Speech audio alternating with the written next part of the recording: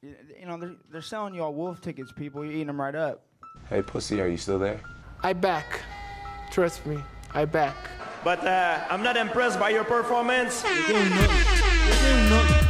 Shut your fucking mouth, you'll do nothing. You do fucking nothing. Not one of you will do nothing. I'll tell you what, bro. You know, I was out there, I was fighting all the hitters, bro. You ain't fought no hitters. Come on, guys. It's normal. I'm not saying I would fight you. I would kill you. John, do you think I'm just gonna sit there and let you kill me, John? I mean, really? No, don't be scared, homie. I'd like to take this chance to apologize to absolutely nobody. The double champ does what the fuck he wants. I'm gonna beat you into the living death. I mean, maybe that's your job, but where I come from, you know, people like that get slapped. That's fucking illegal. Nick Diaz, you just shook up the world. How's that feel? Hey, I'm not surprised, motherfuckers. Yeah, this is a simulated death match. And you haven't simulated anybody's death yet. I said it last year. We're not here just to take part. We're here to take over. What is the game plan going in against him?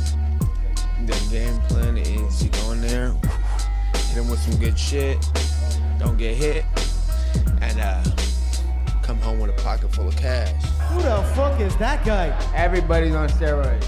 The whole UFC, everybody. I'm gonna go home tonight. I'm gonna drink a Coors Light. That's a Coors Light because Bud Light won't pay me nothing. Do you want to be a fighter? That is my question. Any of you radio personalities think you want smoke? Call me Mr. Chimney. I want smoke. Yes. What is up? What is up, MCR family? Another daily edition of the show live on YouTube, obviously podcast form, iTunes, Spotify, iHeartRadio, all that podcast shit. Hit the like button, share the show, subscribe. If you're listening on podcast, definitely leave that review. I think we have a new one, but I'm not sure, so I might save it for tomorrow. Tomorrow will be our preview show, so all of the weekend's action will be previewed tomorrow, so definitely tune into tomorrow's show because we have a lot of interesting fights this weekend that I cannot wait to break down. But we definitely have some breaking news on today's show, as is customary, especially on a Tuesday. I feel like Tuesday we get always some breaking news. It's always interesting to see what could happen on a Tuesday, average Tuesday, because some news does break. Like today, obviously the Jermall Charlo and Jermell Charlo doubleheader on Fox. Definitely, I think, dominating the news cycle right now in boxing, to say the least.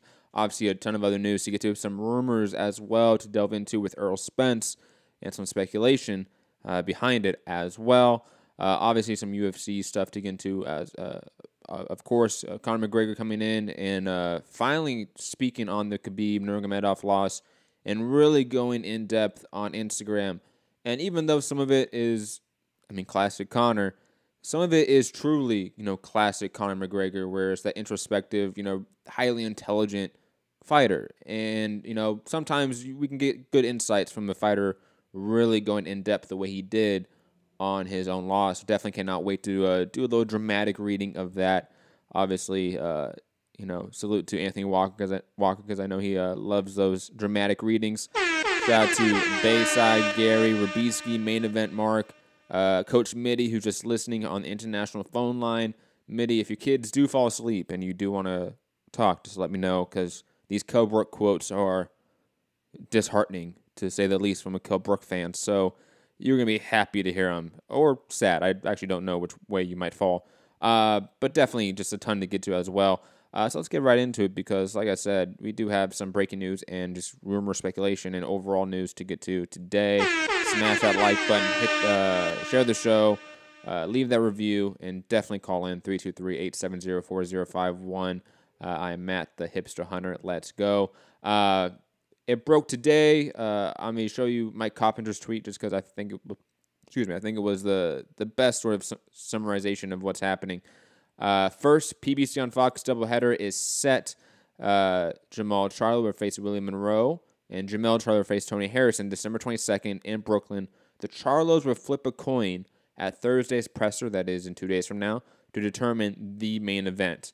I have some thoughts about that, but sort of to talk about the fights overall. First off, I think the Jermall Charlo Willie Monroe fight is one that we've all been thinking is going to happen. Willie Monroe is the highest ranked PBC middleweight right now, let's be honest, other than Jermall Charlo. So it made perfect sense for that fight to happen. So I'm not going to really criticize it that much. And plus, let's be honest, even though Willie Monroe is maybe not a top 10 middleweight, he's definitely that top 15 range. And he's definitely the toughest, or at least the best middleweight that Jermall Charlo has faced thus far in his career. So I'm okay with it. It may not be surprising. It may be completely what we expected, but it's also not bad. It's decent. It's not great. It's not amazing. It's nothing that's breathtaking in any way, but it's an entirely serviceable main event on Fox for your, first venture in this deal. Plus, we've all been saying that the Charlos should be a main fixture on the Fox deal. Them opening it up on sort of the debut of the deal, I think it's smart. I saw some people sort of criticize the date, it being December 22nd, the last Saturday before Christmas, as some reason people are going to be busy. But I think at that time, most people are on vacation. Most people are with their families at that time, or at least a good percentage. They're resting. No one's really out and about on Saturday nights, the Saturday before Christmas. Everyone's resting with their family, drinking hot cocoa and shit, watching sports. And ABC, Fox, NBC, and CBS. They're going to look at those 4 major channels because those should be family-friendly stuff. Maybe the Charlos aren't necessarily the most family-friendly, duo, but it's on Fox. You're going to catch, I think, really great ratings for this event, in my opinion, especially if they promote it as they should on the tail end of the NFL season, in the middle of the NBA season. They can definitely market this fight with all major mainstream sports because it's all under the same umbrella that is Fox, and really capitalize your slot here on this prime time on Saturday on Fox, like I said. And again, the main event, or at least I know they're gonna flip the coin, but let's be honest, the Jermall Charlo Willie Monroe fight should be the main event. If it's not, it's okay, but it should be. I'm completely okay with that matchup. Again, decent. I think it's interesting on some levels. Willie Monroe is an underrated middleweight. Obviously, we know that he has some good boxing skill. He's slick. He has some good counter boxing moves. However, just not. It's not the most powerful middleweight. He's not the guy that's really gonna make the most interesting matchups, or at least interesting fights when we see him in the ring. However, I think Jermall should probably press the action a little bit in his sort of really big moment here for him and his brother, and I think he's going to potentially really beat up Willie Monroe in this fight, even though Willie Monroe is a highly ranked middleweight. He's top 15 in the world. That's something. I think the Jermell Charlo-Tony Harrison fight is the much better matchup of the two. However, I just think Jermell is not really the main fixture they're looking for like Jermall. Jermall is potentially in there with fights. Obviously, Jermell has the Jarrett Hurd fight, in the next 12 months. However, that fight in terms of magnitude, in terms of transcendence, does not equal Triple G Jermall Charlo or Canelo Jermall Charlo. And maybe those aren't Fox fights, but those are Jermall Charlo fights on the horizon. He seems like somebody you sort of want to push a little bit more behind, just because his potential monetarily is far greater than Jermell's at this point. It just is. But, like I said, the Jermell Charlo-Tony Harrison fight is far and away the better matchup of the two. Jarrett Hurd, obviously, still recovering from basically reconstructing his shoulder. That's going to take some time, so I'm completely okay with him taking a sort of one-off here, tune-up in a way. And Tony Harrison is one of the most criminally underrated boxers on the planet, I feel like. He definitely is not world level, like elite level. He's not going to be a champion in this division, reigning for a bit. He's just not with this current crop of the top junior middleweights. However, he's 100% spoiler. He is 100% the guy that's going to give you a tough, hard fight. He's tall, rangy, great boxing skill, works off the jab, great footwork, good defensive ability. He's going to give Jermell some issue. And we saw Jermell, I'm not going to say struggle with Austin Trout, because I thought he won pretty convincingly. However, I saw Jermell be hesitant and confused by the movement of Austin Trout for long periods of time. Tony Harrison, I think, is a little bit better at that at this point in time in 2018. Maybe not pound for pound what Austin Trout was, but in 2018, Tony Harrison is still a much better athlete, much more quicker laterally than Austin Trout. He might give Charlo some issues. You might see Charlo have to sort of warm up and get used to sort of the pace, the distance of Tony Harrison before he really gets his offensive going. But I like it. I don't think it's the best foot forward for PBC for their first event, let's be honest. Obviously, the Manny Pacquiao-Adrian Broner fight for January alleged to be on pay-per-view. That would be their best foot forward, and that's not it. We have Jermall Charlo versus Willie Monroe, which is a great fight in the middleweight division. It's a fight that's definitely going to set up Jermall to bigger and better things. It's the best fight they can make for probably these two respective guys at this point in their respective divisions. I just don't know if this was maybe a missed opportunity with Manny Pacquiao versus Adrian Broner. If that wasn't a part of the schedule, I think we wouldn't be thinking that. Like, let's say Manny Pacquiao's not signed to Al Haymon, or let's just say Manny Pacquiao's taking some time off. He's not fighting anyone until May or April or whatever like that. We're not even thinking about it in that context. We're probably thinking, finally they're main eventing one of the Charlos. They're finally putting these guys in a prime spotlight, and that's all great. But I think they could have done better as a whole, as a company. Maybe not for the Charlos, because this is probably the best thing they could have done for the Charlos. But for PBC overall, it feels like 80% of their best foot forward. And that's, again, pretty decent. But it's not breathtaking in any way. I don't know if that's critical. I saw Leonard Sterling saying in the chat earlier if I'm going to be a lover or a basher with the UK slang over there. I don't know if you would categorize that as cynical of it or praising it or just being honest. Like, it's two really good fights. They're not great. And this isn't the best thing they could have done for the first event on their Fox deal. That's just God-honest truth. But again, two very good, serviceable fights. And again, good that they're finally putting the Charlos in a major spotlight. They should have been doing that 12 months ago. But they didn't. But moving on to some speculation over by Gray Johnson of BoxRec. So not speculation, sorry. He is reporting this, that he's heard this from sources. I might add some speculation behind it. But Gray Johnson quote tweeting a old tweet of his saying, worst nightmare would be Errol Spence versus Luis Collazo. And then he puts a on top of it. And I instantly was curious about that. And somebody asked, is it a thing? And Gray Johnson says, being talked about for February. So Errol Spence versus Luis Collazo looks like it's potentially a possibility. Now, Sean Nam over at UCN Live, one of the Steve Kim outlets, said that he texted Luis Collazo about his next fight, and he wrote back, no opponent and no date. This is nothing new. Been going on for the last two fights. Unprofessional. I'm always getting the short end of the stick. Don't get enough time really to prepare mentally and physically for the fight. And just to sort of go on, he added one more thing here. I asked him, this is Sean Nam talking. I asked him, what does your advisor tell you?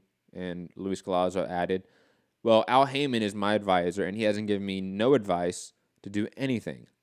It's either I take what he gives me or I basically won't fight. It's crazy. I don't get offered to fight the so-called best fighters in the division.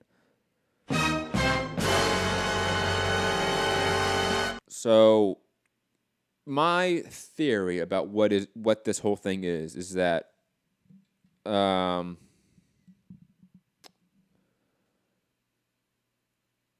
that PBC, Al Haymon, whoever you want to say is they want to make Spence versus Collazo first quarter next year. Seems likely. And they probably put this out to the media. Gray Johnson obviously has contacts with everyone because he works at BoxRec. That's a major platform. It just is. It may not be a major journalistic platform, but it is a major platform. You have to have connects with everyone to work that platform, be the editor of BoxRec. You just do. So I definitely believe he's talked to somebody high up at PBC, whether it be Tim Smith or somebody else, and they've said, oh, we're thinking about Spence Collazo February. And they probably said something vague like that. Really, in sort of I'm going to say the UFC maneuver, even though it's not a UFC they did not originate this. This goes back a long ways, about promoters announcing fights that are not done yet in order to add pressure in the negotiation process for the fight. That's what it seems to be here. That it seems like Collazo is totally okay with this, but he's never heard of this fight. Or he's saying that.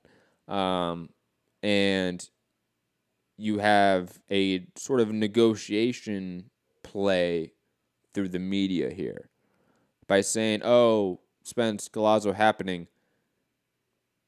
Again, it in theory adds pressure to one of the fighters to sign the fight. The UFC does this constantly. They've done it like a week ago. Like, this is a very well-known promoting tactic or promoter tactic. That's what it seems like to me. Now, to sort of talk about the rumored fight itself, Spence versus Collazo, I really don't have a major issue with it because Collazo has been linked to big names for, again, about a year now, and hasn't gotten that big fight. And I think he's done quite well in between his losses to deserve big fights. Obviously, is it better than Sean Porter versus Earl Spence? Absolutely not. Is it better than Keith Thurman versus any of them? Absolutely not. But it seems like those fights aren't happening for whatever reason. And I'm not going to sit here and rant about who's ducking who. I don't care. It seems like they're not fighting each other in the first quarter. They're setting it up for probably the second quarter or the third quarter, and I'm okay with it. I'm not going to sit here on my soapbox and rant about it. It's just not a high priority for me. And again, Collazo is one of those, top 10, top 15 welterweights. It's much better than his last opponent, speaking of Spence, so I'm not going to really critique it too much. It may not be what I exactly want, but it may not be exactly what I hate. I don't hate this matchup. I'm not upset by it. It's just serviceable. It's completely fine. Again, nothing that's breathtaking anyway, but just, again, to add news, speculation, all that information, so you guys don't have to be on Twitter all the time. I do. And find all this information out for you. So Spence Collazo looks like it's potentially happening February, first quarter of 2019. Remember I said that about Willie Monroe, Jermall Charlo. I said that's most likely happening first quarter. It just happened fourth quarter of this year. That was actually kind of shocking about it. But other than that, we knew it was going to happen. Bayside Boxing actually adding a good point for once, saying Collazo's always game, former world champ who can upset A-side fighters. Ask Victor Ortiz or Sammy Vasquez. Yes, yeah, I don't know about the Victor Ortiz fight recently, but definitely the Sammy Vasquez fight. A lot of people are counting out Luis Collazo. He went out there and iced him with a massive left hook, I think it was. I think it was a left hook. Luis Collazo, again, he's a serviceable opponent. Nothing great, but not bad. We've seen far worse. Let's be completely honest. Getting to these interesting quotes from Kell Brook here now. And again, Mitty, if you want to come on, all you have to do is just come on. Your family, basically. Come on, let's be real. But let me read these Kell Brook quotes because it's odd. It's odd. Let me get some dramatic music out here. Maybe sad music. No, dramatic. Let's do dramatic. Kell Brook keeps tight-lipped on talk of Dominic Ingles' split. Dun dun dun. Brook was asked point blank if Ingle was still his trainer, to which the boxer replied, "He could be. He could not be. ...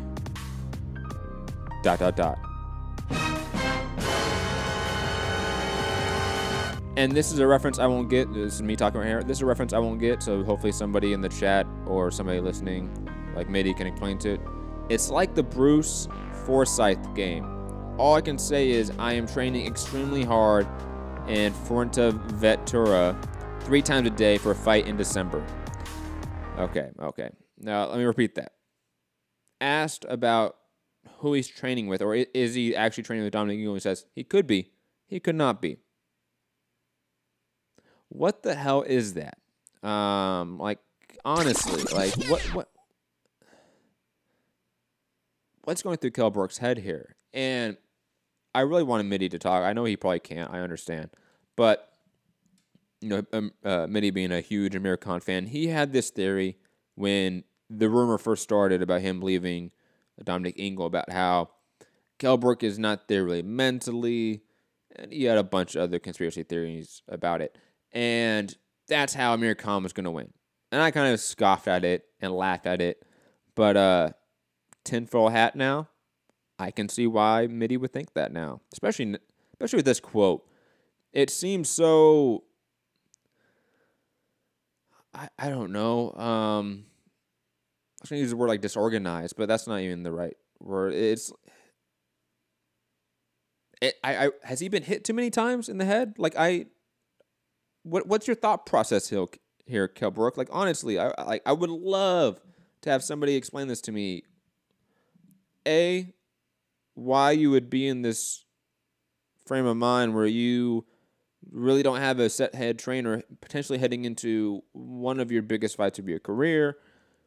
2, why would you think answering the question this way would be smart? Like he obviously thought this was a good answer. He said it. And it's entirely not a good answer. Like in terms of PR angles, this doesn't help his brand or his stock. It just doesn't in terms of heading into a fight. People like me who like Kell Brook as a fighter, who think he's a very talented boxer, are going to sit here and go, man, he doesn't even know who his head trainer is. And also, I'm adding some inflection to this or character to it. He definitely sounds like upset. He could be. He could not be. Like again, I don't know the Bruce Forsyth game. I vaguely know the name, but I don't understand the reference. Maybe somebody can explain that to me. 323-870-4051. It's just odd. He goes on to say other stuff, I guess, and this article adds the whole John Feeks angle. God knows what's happening with Kell Brook, to be honest. Let's move on, though, because, again, there's not much I can really add to that. Kell Brook is just, God knows what's up with him. Jaime Munguia will make a defense in December or January per Steve Kim. On top of this, I just want to add to this news. I saw somebody on Twitter, I forget the name, some Twitter guy, being really upset that Jaime Munguia wasn't going to be on the undercard, potentially not going to be on the undercard of the Canelo-Fielding fight. With that being Artur Beterbiev versus Joe Smith Jr. That's been officially announced per Marcos Villegas, Fight Hub, to be on the undercard of Canelo-Fielding. I think that's a fantastic co-main event or third fight on triple header.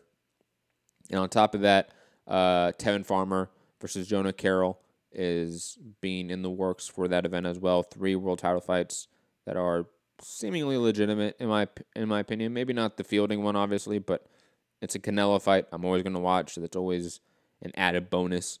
But if you look at all of the undercards of Canelo recently that have been on pay-per-view, this one far outseeds it in terms of competitiveness, world caliber fighters featured on it.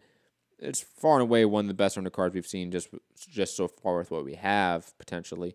That I think Jaime Munguia fighting later in December or in January, I have no issue with that at all. I think if somebody is upset about Jaime Munguia not being on the undercard and being its own main event, I think they sort of misunderstand what they're trying to do with Jaime Munguia. Because that guy has some draw in the Mexican-American market. It may not be obviously anywhere close to some of the guys we may think about, but he has that push. He's definitely seeming to be a big fixture in Golden Boy's plans heading forward. And I think them probably putting him as a main event on a DAZN card makes the most sense, to be quite honest. So, yeah, I think Jaime Munguia defense in December, January makes sense. God knows who it's going to be against.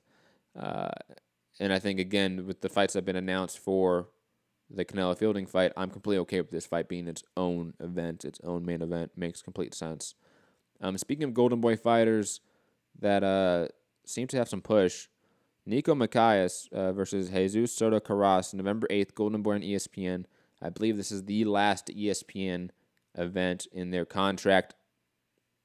I think it's just smart, this matchup, in so many ways. First off, Jesus Soto Carras is obviously such a faded version of himself that he won't be able to really compete here against Nico Macias, who throws over 1,000 punches in 7 rounds of work.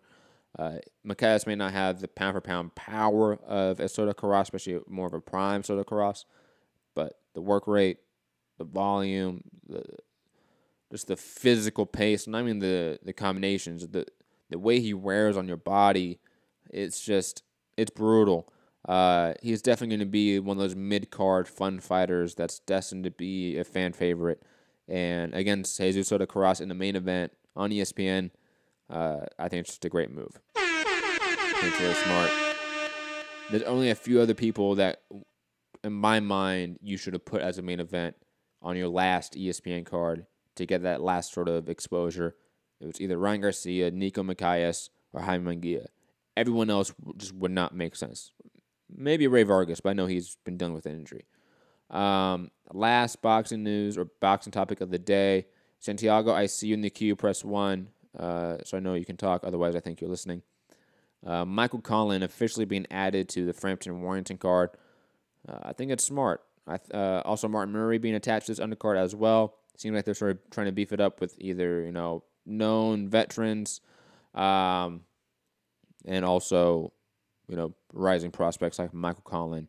Makes complete sense. Bayside Boxing saying Soto Carras is 0-5-1 in his last 6 fights. I know. I've been at some of his last fights. I've covered some of his last fights. But he is still a name. And for a guy like Nico Macias, who is still really early in his career and very, such a raw talent, feed him a veteran that is, that's obviously faded. That is actually the formula to boxing. You feed the young guys the old, faded legends or veterans. And Jesus Soto Carras is that. Especially in the Southern California area. 100% that. Going to move over to MMA and the UFC topics of the day. Conor McGregor. This one to me is not conflicting, but just I have a bunch of thoughts about this whole rant he has on IG. So let's go to it. Again, you can go find this on his IG. Finally talking about the fight, the Notorious MMA. Thoughts on my last fight. Hold on, let me get the music out. Here we go. Thoughts on my last fight. Round 1. I believe from a sports standpoint, round 1 was his. Top position against the fence, 0 position advancement or damage inflicted, but top position. From a fight standpoint, the first round is mine. First off. Are you off your tits? Have you been smoking something? Back to Conor McGregor's rant. Actual shots landed and a willingness to engage. Straight left early, knee to the head on the low shot, elbows in. Any and all tie-up scenarios. Opponent is holding the legs against the fence for almost the entire round. Exactly, Conor. That's exactly the reason you lost. Round 2, he is running away around the cage before being blessed with the right hand that changed the course of the round and the fight. It was a nice shot. After the shot, I bounced back up to engage instantly, but again, he dipped under to disengage. That is the sport, and it was a smart move that led to a dominant round, so no issue. Well played.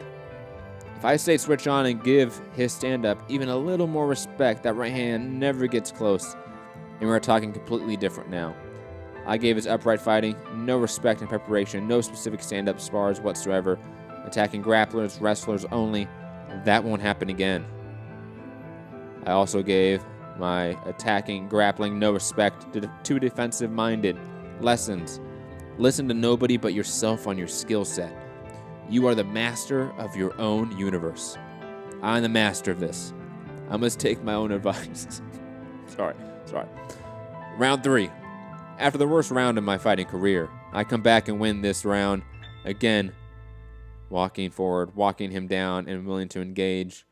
Round 4. My recovery was not where it could have been here. That is my fault. Oh my God, there's so much more. Okay, but that's basically the gist of it. I'll read like the last few lines. I will face the next in line. It's all me anyway, always anyway. See you soon, my fighting fans. I love you all. Yeah, blah, blah, blah. Okay, Conor. I think it's, again, there's some good things here.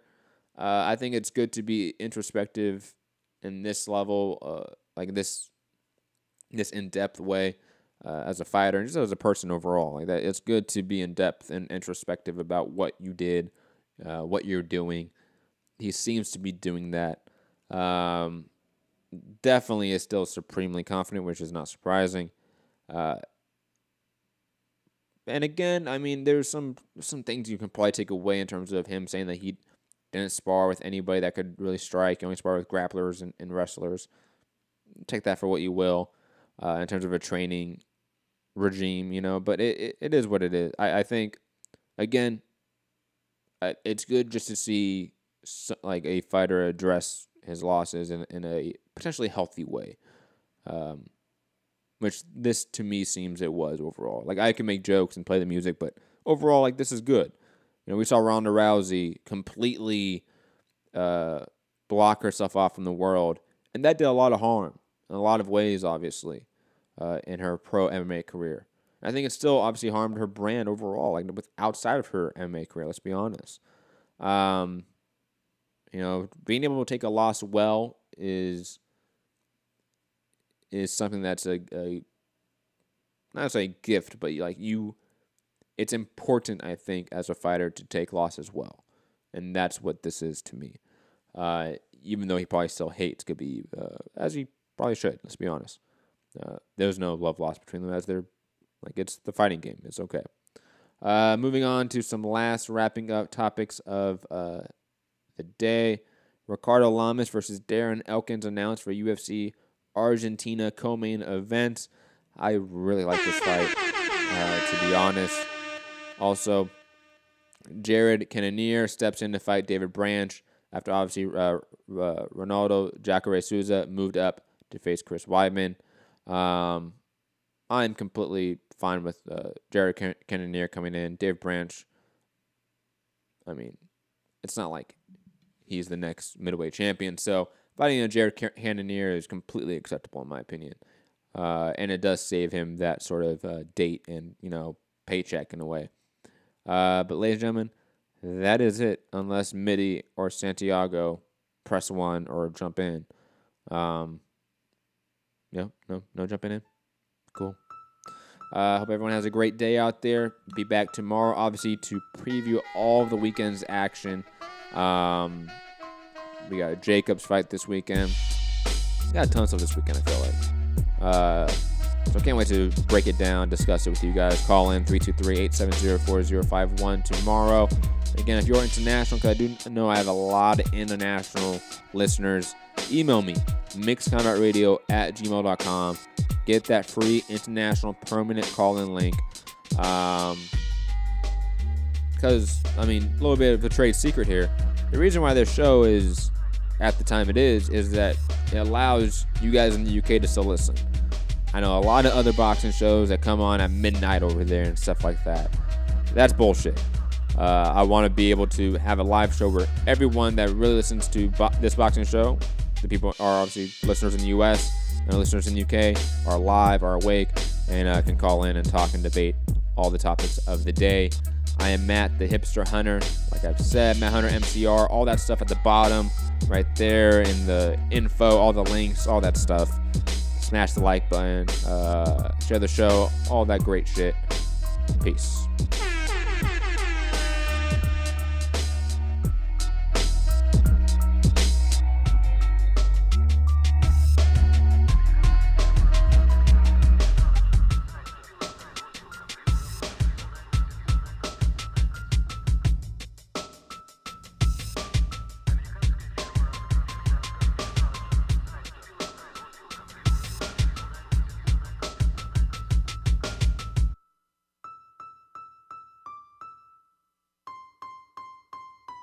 I want